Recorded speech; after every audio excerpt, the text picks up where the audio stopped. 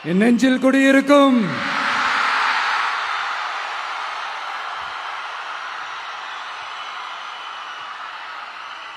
தமிழக மக்கள் உங்கள் அனைவருக்கும் என்னுடைய வணக்கமும் என்னுடைய நன்றிகளும். குறிப்பா திருச்சி கிழக்கு தொகுதி மக்கள் உங்கள் அனைவருக்கும் என்னுடைய ஸ்பெஷல் வணக்கமும் ஸ்பெஷல் நன்றிகளும். இதை நான் ஏன் இப்படி சொல்றேன்னா, என்னை இப்போ பெரம்பூர் தொகுதி எம்எல்ஏன்னு தான் சொல்லுவாங்க. பட் ஆனால் அது எலெக்ஷன் கமிஷனோட அந்த சட்ட விதிகளுக்கு மட்டும்தான் அப்படி. ஆனால் என்னை பொறுத்த வரைக்கும், தமிழ்நாட்டை பொறுத்த வரைக்கும், தமிழ்நாட்டுக்கு எப்படி திருச்சி ஒரு இதயம் மாறியோ, அந்த மாதிரி என்னோட இதயத்துக்கு திருச்சி கிழக்கு தொகுதி மக்களும் ரொம்ப ரொம்ப ரொம்ப க்ளோஸ் தான். அதுல எந்த மாற்றமும் கிடையாது. சரிங்களா?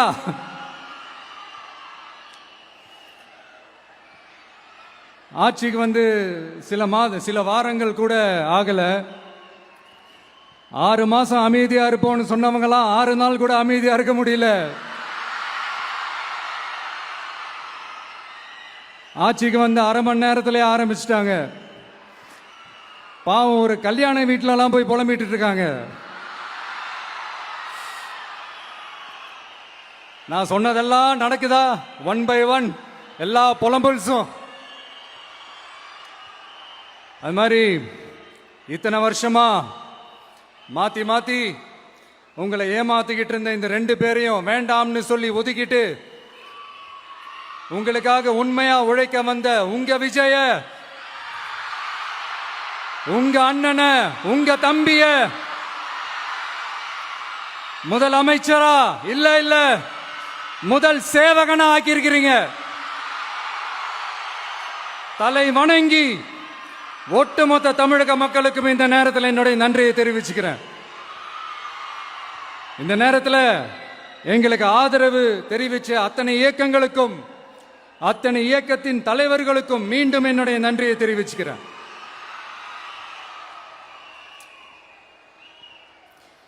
புரட்சி தலைவர் எம்ஜிஆர் அவர்களுடைய முதல் தேர்தலில் கூட இந்த அளவுக்கு ஒரு ஓட் பர்சன்டேஜ் வாங்கல அப்படின்ட்டு நிறைய பேர் சொன்னாங்க.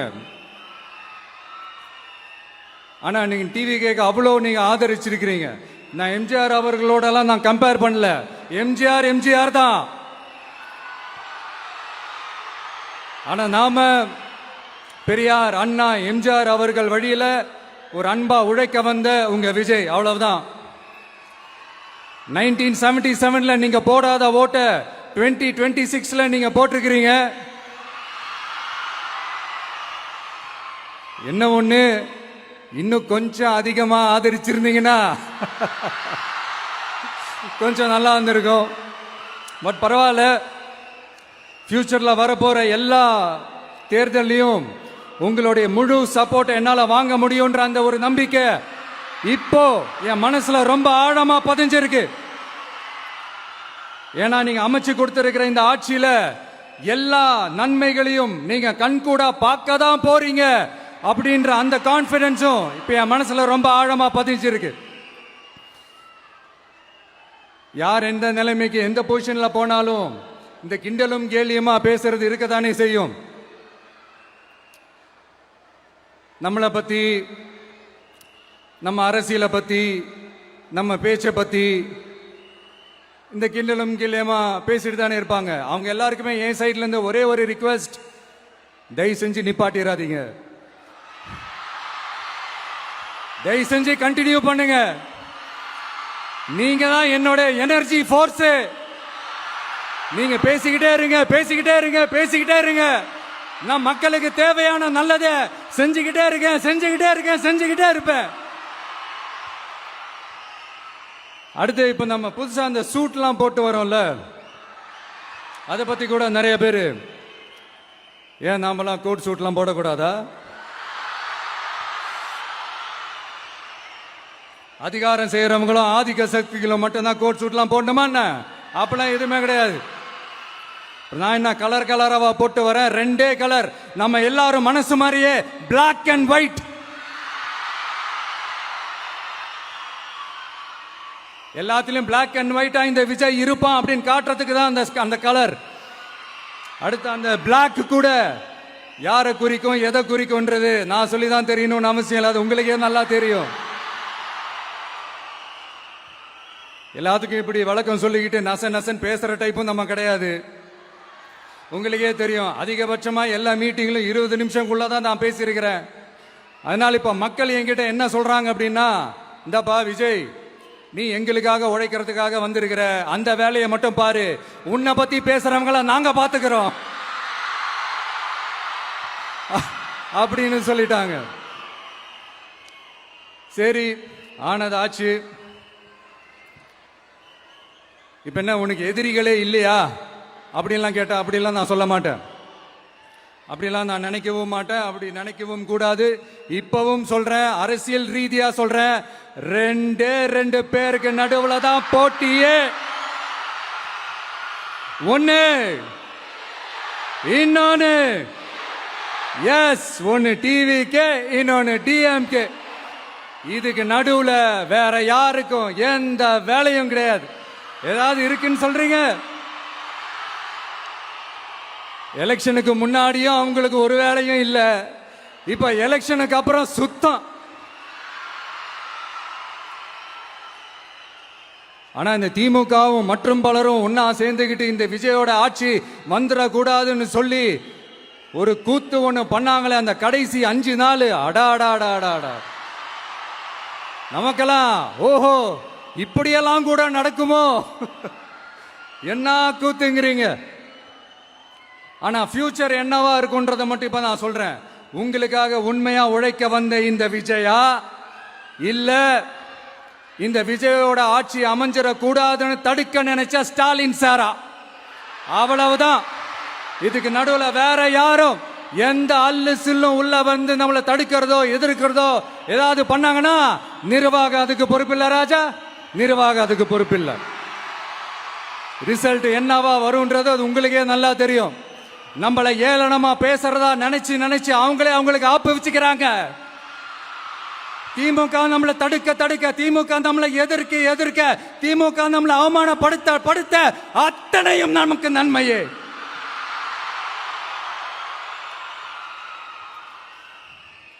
ஒன்னு கவனிச்சிங்களா மக்களே, நம்ம ஆட்சிக்கு வந்ததுக்கு அப்புறம் ஒரு விஷயம் ஒன்று நடந்துகிட்டு இருக்கு. இது இந்த ஜென்சி தலைமுறையை அட்ராக்ட் பண்றதுக்காக இங்கிலீஷ் தமிழ் கலந்த அறிக்கை, அது சொல்ல வந்த நினைச்சீங்களா? அந்த காமெடி எல்லாம் கிடையாது. அடுத்து இந்த ரியாலிட்டியை மறந்துட்டு இந்த ரீல்ஸ் போடுறது, அது சொல்ல வந்தீங்களா? அந்த காமெடியும் கிடையாது. இது சீரியஸா ஒரு விஷயம் நடந்துகிட்டு இருக்கு. முன்னெல்லாம் சட்டசபையில யார் பேசினா நமக்கு என்ன, யார் அடிச்சுக்கிட்டா நமக்கு என்னன்னு இருந்த கூட்டம்லாம் இப்ப சட்டசபையில என்ன நடக்குது, என்ன பேசிக்கிறாங்கன்றது ரொம்ப உன்னிப்பா கவனிக்கிறாங்க. கவனிச்சிங்களா? திமுக ஸ்டைலே சொல்லணும்னா ரீல்ஸ் போட்ட கூட்டம்லாம் இப்ப நியூஸ் பார்த்துக்கிட்டு இருக்கிறாங்க. அதுல நமக்கு சந்தோஷம் தான், பெருமை தான். நம்மளுடைய யங்ஸ்டர்ஸ், நம்ம பெண்கள் எல்லாம் அந்த அரசியல் என்னன்னு தெரிஞ்சுக்கணும், அந்த அரசியல் என்னன்னு புரிஞ்சுக்கணும்னு அப்படி ஒரு விழிப்புணர்வு ஏற்பட்டிருக்கு. அதுல எங்களுக்கு சந்தோஷம் தான். இதெல்லாம் யாரால நடந்திருக்கின்றது நான் சொல்லிதான் உங்களுக்கு தெரியணும்னு அவசியம் இல்ல, அது உங்களுக்கே நல்லா தெரியும். இப்படிப்பட்ட நம்ம தெய்வங்களை, இப்படிப்பட்ட நம்ம மக்களை தற்குறின்றது இன்னமும் சொல்லிக்கிட்டு இருக்கிறாங்க. நான் காஞ்சிபுரத்தில் சொன்னதை தான் இங்க நான் திரும்பவும் ரிப்பீட் பண்றேன். நீங்க தற்குறின்னு சொன்னீங்களே, அவங்க தான் உங்களோட அரசியல் வாழ்க்கையே ஒரு கேள்விக்குறி ஆக்கி இருக்கிறாங்க. கேள்விக்குறி ஆக்கிட்டாங்க, இன்னமும் ஆக்க போறாங்க. அன்னைக்கு நான் சொன்னப்போ சிரிச்சவங்க எல்லாம் இன்னைக்கு என்ன பண்ண போறாங்களோ. உண்மையை சொன்னாதான் அந்த கூட்டத்துக்கு கசக்குமே. உண்மையிலே நீங்க மக்கள் மனசை புரிஞ்சு வச்சிருந்தீங்கன்னா நீங்க இப்படி மக்களை தப்பாவே பேசியிருக்க மாட்டீங்க. அது என்ன, அப்புறம் அரசியல் புரிதல் இல்லாம மக்கள் நமக்கு ஓட்டு போட்டுட்டாங்களாம். இந்த கவர்ச்சியில மயங்கி மக்கள் நமக்கு ஓட்டு போட்டுட்டாங்களா? நான் என்ன, சரி விடுங்க.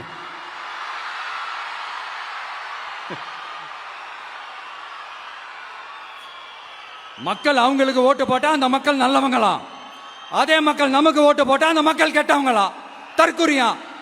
இதே மக்கள் தான் இத்தனை வருஷமா அவங்களுக்கு ஓட்டு போட்டுட்டு இருந்தாங்க. உங்களுக்கு மட்டும் என்ன, வேற ஏதாவது பிளானட்ல இருந்து குதிச்சு ஓட்டு போட்டு போனாங்களா? தற்கொரியாமா, தற்கொரி நல்லா வருது, வேணான்னு பாக்குறேன். எங்க அண்ணன் விஜயகாந்த் அண்ணன் சொல்ற மாதிரி, அண்ணா அவர்கள் ஆரம்பிச்ச கட்சியை ஒரு அடிமை கூடாரமா ஆக்குனது யாருங்க சார்? இப்படி எல்லாம் ஆக்கிட்டு உண்மையை சொல்லு உடன்பிறப்பேவா. உங்களோட அந்த உண்மையான உடன்பிறப்புக்கெல்லாம் என்ன சொல்றாங்க தெரியுமா சார்? திமுக இப்படி ஆனதுக்கு காரணம், அந்த காரணத்தை வெளியிலலாம் போய் தேடாதீங்க, உங்க குடும்பத்துக்குள்ளேயே கேளுங்கிறாங்க. உங்களுக்காக மாடா உழைச்சி தேஞ்சு போய் கிடக்கிறோம். திமுக இப்படி ஆனதுக்கு காரணம் உழைக்காம சொகுசா இருக்கிற உங்க குடும்பத்துக்குள்ளேயே போய் கேளுங்கிறாங்க. ஒவ்வொரு திமுக தொண்டனும் அதை சொல்றாங்க. அதை புரிஞ்சிக்காம நம்மளையும் நம்ம மக்களையும் தப்பா பேசிக்கிட்டு, நீங்க மக்களை தப்பா பேசுனீங்கன்னா இந்த விஜய் வந்து கேள்வி கேட்பான், சும்மா இருக்க மாட்டான். இந்த விஜயும் தமிழ்நாட்டு மக்களும் வேறு வேறு இல்லை. இந்த விஜய் தான் தமிழ்நாட்டு மக்களோட ஒரு உண்மையான ஒரே பிரதிநிதி. இது இன்னைக்கும் சரி, நாளைக்கும் சரி, நாளன்னைக்கும் சரி, இதுதான் நிஜம். மறுபடியும் சொல்றேன், நமக்கும் மக்களுக்கும் இடையே இருக்கிற இந்த பூர்வ ஜென்ம பந்தத்தை, அந்த உறவை ஏதோ இந்த சதிகள் சூழ்ச்சிகள் பண்ணி யாராலையும் எதுவும் கெடுக்கவே முடியாது. கெடுக்க ட்ரை பண்ணீங்க. நம்ம ஆட்சிக்கெல்லாம் வரதுக்கு முன்னாடி என்ன சதிகள், என்ன சூழ்ச்சிகள், என்னென்னலாம் பண்ணி எப்படி எப்படியெல்லாம் தடுத்துடலான்னு. ஆனா இப்ப ஆட்சிக்கு வந்த இந்த சாமானிய மக்கள் ஆட்சிய நீங்க இந்த எதிர்கட்சியா இருக்கும் போது ஒண்ணு யூஸ் பண்ணுவீங்கல்ல, இந்த அறத பழைய டெக்னிக், அதெல்லாம் யூஸ் பண்ணி நம்மளையும் மக்களையும் பிரிச்சலாம்னு நினைச்சீங்கன்னா அது ஒரு காலம் நடக்காது. மக்கள்லாம் ரொம்ப தெளிவாயிட்டாங்க சார், ரொம்ப தெளிவாயிட்டாங்க. அதனால ஒரு ஆக்கப்பூர்வமான ஒரு எதிர்கட்சியா செயல்பட்டு மக்கள் மனசை வெல்ல பாருங்க. இந்த கடைசி லாஸ்ட் 1 மந்தா நடந்த ஒரு சில விஷயங்கள் உங்ககிட்ட நான் ஷேர் பண்ணணும்னு ஆசைப்படுறேன். இந்த 200 யூனிட் மின்சாரம், கட்டணமில்லா மின்சாரம் அறிவிச்சோம். அதுல ஆல்ரெடி இருந்த 100 யூனிட் திமுக கொடுத்தது கிடையாது. மேடம் ஜெயலலிதா மேடம் இருந்தப்போ செஞ்சுட்டு போனது. ஸ்டாலின் சார் பதவி போன அந்த கடுப்புல அறிக்கையா விட்டு தள்ளிக்கிட்டு இருக்கிறாரு. என்ன பண்ணீங்க உங்களோட ஆட்சியில? மக்கள் பணத்தை, டாஸ்மாக்ல இருந்து அடிச்ச அந்த பணத்தை, ஊழல் செஞ்ச அந்த ஃபைல க்ளோஸ் பண்றதுக்கு அலையா அலைஞ்சிங்க. ஆனா இந்த விஜய் மக்களுக்கு தொந்தரவா இருக்கிற அதே டாஸ்மாக க்ளோஸ் பண்ணா.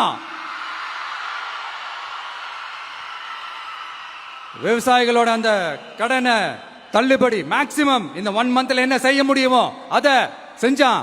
நீங்க தான் அந்த நிதி சம்பந்தமா இருக்கிற எல்லா கேட்டையும் லாக் பண்ணி வச்சுட்டு போயிருக்கிறீங்க. அதை சரி செய்ய வேணாமா? அதை ஒழுங்குபடுத்த வேணாமா? அதனால மறுபடியும் சொல்றேன், இந்த விஜய் பொய் சொல்லி ஏமாத்துறதுக்காகலாம் அரசியலுக்கு வரல. உங்க கூடவே நிக்கிறதுக்காக மட்டும்தான் அரசியலுக்கு வந்திருக்கிறேன். அதுல எந்த மாற்று கருத்துமே கிடையாது. கவலையப்படாதீங்க விவசாய பெருமக்களே. அடுத்து இந்த சட்டம் ஒழுங்கு, அது சரியில்லை இது சரியில்லைன்னு சொல்லி திமுகவும் மற்றும் பலரும் மாறி மாறி கூவுறீங்க. நான் ஒண்ணு கேட்கிறேன், இந்த மாடல் அரசுன்னு சொல்றீங்களே, அதுல என்ன செஞ்சு வச்சுட்டு போயிருக்கீங்க? ஒரு ஊரு விடாம, ஒரு தெரு விடாம போதை பொருள் கலாச்சாரம் அப்படியே ஸ்ப்ரெட் ஆகி கொட்டி கிடக்குது. அது அப்பவே இனிஷியல் ஸ்டேஜ் அதை நீங்க கண்ட்ரோல் பண்ணிருந்தீங்கன்னா இத்தனை பெண் குழந்தைகளை, இத்தனை பெண்களை இழக்க வேண்டிய ஒரு சூழ்நிலை ஏற்பட்டிருக்குமா? எல்லாத்தையும் பண்ணிட்டு பழிய தூக்கி ஏன் மேல போடுறாங்க. நீங்க என்ன பழி நம்ம மேல போட்டாலும் மக்கள் நிம்மதியா வாழக்கூடிய அந்த செயலை கண்டிப்பா இந்த விஜய் செஞ்சுதான் காட்டுவான். அதுக்காக தான் எஃபிஷியன்டான போலீஸ் ஆபீசர்ஸ் நான் அப்பாயிண்ட் பண்ணியிருக்கிறேன். எஃபிஷியன்டான அந்த போலீஸ் ஆபீசர்ஸ் டீம் நான் அப்பாயிண்ட் பண்ணியிருக்கிறேன். பெண்கள் பாதுகாப்பான அந்த சிங்க பெண் காவல் படை நெக்ஸ்ட் வீக் அதை இனாகரேட் பண்ண போறோம். தப்பு செஞ்சவங்களுக்கான தண்டனை, அதுக்கான சார்ஜ் ஷீட் எல்லாமே ரொம்ப ஃபாஸ்டா, ரொம்ப ஸ்பீடா செய்யறதுக்கான அந்த வேலையை செய்ய சொல்லி இருக்கிறோம். கோர்ட்ல கூட தப்பு செஞ்சவங்களுக்கான அந்த கடுமையான தண்டனை வாங்கி கொடுக்கறதுக்கான அந்த வேலையையும் ரொம்ப சீக்கிரமா செய்ய சொல்லி இருக்கிறோம். அதனால நீங்க என்ன பழி நம்ம மேல போட்டாலும் உண்மையா உறுதியா மக்களுக்கு தேவையான எல்லா விஷயங்களையும் இந்த விஜய் செஞ்சு தான் காட்டுவான். இப்படி எல்லாம் நம்ம சொல்றதுனால இவங்க என்ன சொல்லுவாங்க தெரியுமா? அவங்க தான் ஆட்சியிலே இல்லையே, அப்புறம் ஏங்க அவங்கள குறை சொல்றீங்க அப்படின்னு கேட்பாங்க. வேர்ல வெந்நியை ஊத்திட்டு போனவங்கள வெளிச்சம் போட்டு காட்டாம பின்ன வேற என்ன சொல்லுவாங்க? இதெல்லாம் மக்கள் கிட்ட நம்ம தெளிவா எடுத்து சொல்லணும் இல்லையா? அதுக்காக தான் இதெல்லாம் சொல்லிட்டு இருக்கிறேன். நம்ம மக்களுக்காக இவ்வளவு வேலை பார்க்கிறோம், ஆனா இவங்க அதையெல்லாம் விட்டுட்டு குதிரை பேரம் பண்றாரு, அது பண்றாரு, இது பண்றாருன்னு சொல்லிட்டு தப்பு தப்பா கதையெல்லாம் அடிச்சு விட்டுக்கிட்டு இந்த தீய சக்தியும் தீந்து போன சக்தியும் அதாங்க திமுகவும் மற்றும் பலரும் ஒன்னா சேர்ந்துக்கிட்டு திருட்டுத்தனமா யாருக்கும் தெரியாம ஒரு ஓரமா மூலையில உட்கார்ந்துட்டு பேரம் பேசி கூட்டு சேர்ந்து ஆட்சி அமைச்சு கொள்ளையடிக்க திட்டம் போட்டாங்க. அது ஏன் தெரியுமா? உங்களோட இந்த டிவிக்கு ஆட்சி அமைஞ்சா அவங்க பொழப்பே போயிடும். அந்த கொள்ளையடிக்கிறது, லஞ்சம், ஊழல் எல்லாமே கத்தம் கத்தம். அதான் இந்த காரணம். அடுத்து ஸ்டாலின் சார், திமுக வந்து இப்போ தீய சக்தி மட்டும் இல்ல, மக்களை விட்டு ரொம்ப தூரமா போன தூர சக்தி, ஓர சக்தி, கோர சக்தி, பார சக்தி. நீங்க எப்போ இந்த தீந்து போன சக்தியோட நீங்க கூட்டு சேர்ந்துகிட்டு ஆட்சி அமைக்கணும்னு நினைச்சீங்களோ, அப்பவே இந்த திமுக தூர்ந்து போன சக்தியாகவும் ஆயிடுச்சு. நீங்களாம் நம்மளை பத்தி அவதூறு பேசலாமா சார்? இது நியாயமா? மக்களை இவ்வளவு பெரிய மக்கள் சக்தி நம்மளோடு இருக்கும் போது நமக்கு எதுக்கு வேற அரசியல்? எலெக்ஷன்ல 50-60 வருஷமா இருந்த சாதிய உடைச்சிருக்கிறோம், மதத்தை உடைச்சிருக்கிறோம், காசு கொடுத்து ஓட்டு வாங்கறத உடைச்சிருக்கிறோம். நாம எது செஞ்சாலும் கான்ஸ்டிடியூஷன்ல தான் செய்வோம். நாம சிங்கிள் மெஜாரிட்டி வாங்கி இருந்தாலும் நம்மள நம்பி முறையா கூட்டணியில கட்சியில ஆதரிக்க வர்றவங்களை அரவணைச்சு தான் இருப்போம். நான் இப்பவும் மீண்டும் டிக்ளேர் பண்றேன், டிவிகே ஆட்சி எந்த பாகுபாடும் இல்லாம எல்லாருக்குமான ஒரு ஆட்சியா தான் இருக்கும். அதுல எந்த மாற்றமும் கிடையாது. ஸ்டாலின் சார் மாதிரி ஊசலாட்டம் இருக்கவே இருக்காது. மதச்சார்பற்ற கொள்கையில சமரசமே இல்லை. மாநில உரிமைகள்ல விட்டு கொடுக்கவே மாட்டோம். நதி நீர் உரிமைகளை விட்டு கொடுக்கவே மாட்டோம். சமூக நீதி, சம நீதிய, சமத்துவ நீதிய ஒரு நாளும் விட்டு கொடுக்கவே மாட்டோம். அதனால திருச்சி கிழக்கு தொகுதி மக்களே, தமிழ்நாட்டில் இருக்கிற 234 தொகுதியும் நம்ம தொகுதி தான். அதுல எந்த கட்சி ஜெயிச்சிருந்தாலும் அது நம்ம தொகுதி தான். பெரம்பூரா இருக்கட்டும், திருச்சி கிழக்கா இருக்கட்டும், எனக்கு 2 கண்கள் மாதிரி. அதுலயும் திருச்சி கிழக்கு என் செல்ல புள்ள மாதிரி. அதனால வரப்போற இடைத்தேர்தல்ல உங்க வீட்டில் இருக்கிற ஒருத்தரை, உங்கள ஒருத்தரை தான் வேட்பாளரா நிக்க வைக்க போறோம். நீங்க எப்படி இந்த விஜய்க்கு ஆதரவு கொடுத்து ஓட்டு போட்டு ஜெயிக்க வச்சீங்களோ, அதே மாதிரி வரப்போற இடைத்தேர்தல்ல உங்களுடைய அந்த வேட்பாளரையும் ஜெயிக்க வைப்பீங்கன்ற அந்த ஒரு நம்பிக்கை நான் முழுமையா தான் நம்புறேன். உங்களுக்காக உழைக்க வந்திருக்கிறேன். உங்களுக்காக எல்லா விஷயத்தையும் நான் பார்த்து பார்த்து செய்வேன். ஊழல் இல்லாத, லஞ்சம் இல்லாத ஒரு ஆட்சியை நான் கொடுப்பேன். I understand. ஒரே நாள் அது நடக்காததான், மேஜிக் இல்ல. பட் ஒரு நாள் அதை நான் நடக்க வைப்பேன். எனக்கு இப்ப வேற எந்த வேலையும் இல்ல உங்களுக்காக உழைக்கிறத தவிர. என் கடன் இனி என் மக்களுக்கு பணி செய்து கிடைப்பதே. மீண்டும் என்னை ஜெயிக்க வச்ச தமிழக மக்களுக்கும் திருச்சி கிழக்கு தொகுதி மக்களுக்கும் மீண்டும் என்னுடைய நன்றியை தெரிவிச்சுக்கிட்டு கான்பிடண்டா இருங்க, நல்லதே நடக்கும், வெற்றி நிச்சயம். மீண்டும் சந்திக்கும் வரை நன்றி, வணக்கம்.